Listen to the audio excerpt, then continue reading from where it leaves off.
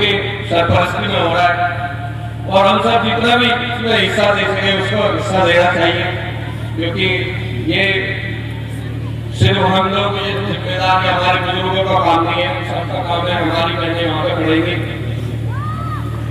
और जब बहन पढ़ेगी तो जिस घर पे है उसे भी तालीम देगी जो है, और जिस घर पे जाएगी वहां भी तालीम देगी।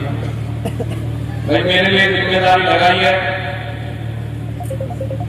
मैं भी जो भी मेरे से बनेगा मैं उसको करूंगा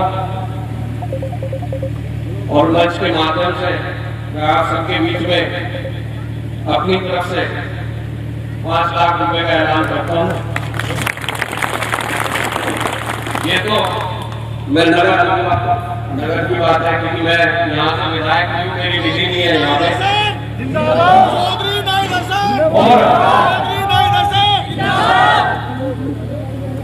और 15 लाख रुपए अपने नेता अखिलेश यादव जी की तरफ से मैं कहीं से भी लेके आऊं, समाजवादी पार्टी की तरफ से जो मेरे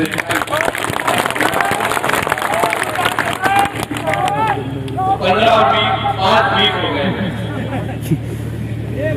अगर यहाँ